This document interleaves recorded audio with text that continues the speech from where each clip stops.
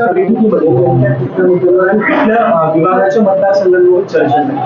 आजची बैठक आणि कालची बैठकामध्ये या राज्यातील प्रत्येक विधानसभेच्या मतदारसंघावर चर्चा झालेली आहे आणि जो मतदारसंघ भारतीय जनता पार्टीकडे आहे आणि जो मतदारसंघ आमच्या मित्र पक्षांकडे आहे आणि त्याच्यामध्ये भाजप काय योगदान देऊ शकते, जो भाजपकडे त्याच्यात मित्र पक्षांचं काय योगदान घेता येऊ शकतं, याच्यावर अत्यंत सुंदर आणि विस्तृत आमची चर्चा झाली.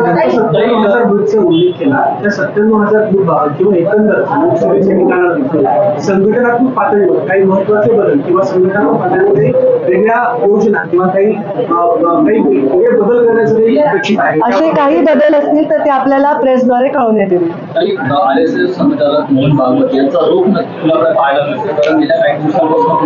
त्यांचा रोख कुणाकडे सांगण्या एवढी माझी पात्रता नाही. केंद्र सरकारच्या लोकसभेच्या महाराष्ट्र तुम्ही आणि आता विधानसभेसाठी काय स्ट्रॅटेजी आहे? भाजपा अत्यंत चांगल्या पद्धतीने निवडणुकीमध्ये उतरलेला आहे.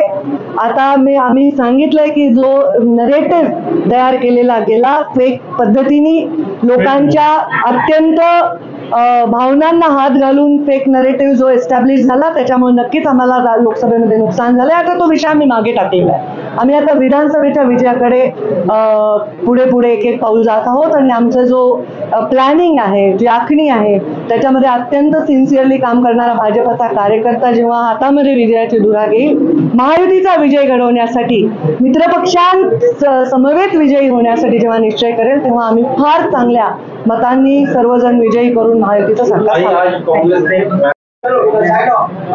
आपण सर्वजण पाहत आहात की महाराष्ट्रामध्ये भारतीय जनता पार्टीच्या कार्यालयामध्ये गेले 2 दिवस अत्यंत विस्तृत अशा कोर कमिटीच्या बैठका चालू आहेत.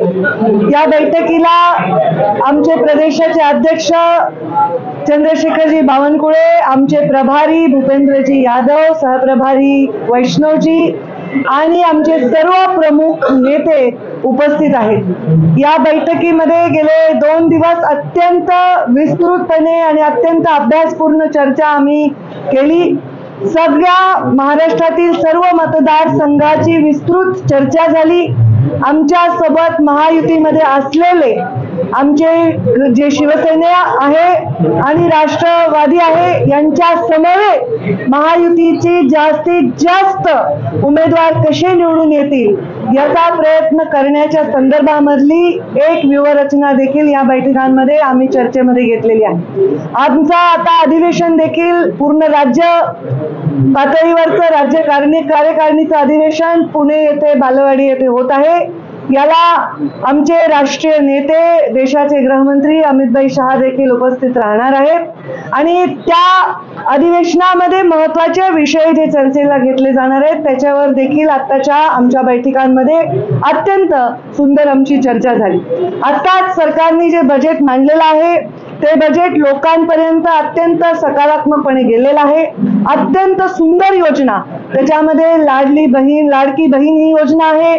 त्याचबरोबर सौर पंपाच्या वीज बिल माफीच्या संदर्भामधली महत्वाची योजना आहे. अन्नपूर्णा योजना जी आहे ज्याच्यात 3 सिलेंडर महिलांना मोफत मिळणार आहेत. अशा अनेक योजना यांच्यावर चर्चा सुद्धा झाली. याच्यामध्ये आता अनेक विद्यार्थ्यांना विविध शिष्यवृत्तीचा लाभ वगैरे मिळालेला आहे. याही योजनांवर आमची चर्चा झाली आणि या योजना 97,000 बूथपर्यंत पोहोचवण्यासाठी भारतीय जनता पार्टी आणि महायुतीचा प्रत्येक कार्यकर्ता चार्ज होऊन कामाला कसा लागेल त्याच्या संदर्भामध्ये सुद्धा आमचं प्लॅनिंग आणि आखणी या बैठकांमध्ये झाली. खूप छान बैठका या 2 दिवस पार पडल्या आणि आता आम्ही प्रतीक्षा करत आहोत ते 21 तारखेच्या आमच्या राज्याच्या कार्यकारिणीचं आणि त्या कार्यकारिणीमध्ये राज्यातील प्रत्येक बूथवरील कार्यकर्ते येणार आहेत आणि खूप तिथून आम्हाला खूप उत्साह घेऊन आम्ही तिथून जाणार आहोत. अशा प्रकारचा आमचा एक निश्चय झालेला आहे आणि आम्ही ऑलरेडी कोर कमिटीचे मेंबर्स सुद्धा त्याच्यामध्ये उत्साहामध्ये इथून बाहेर पडत आहोत.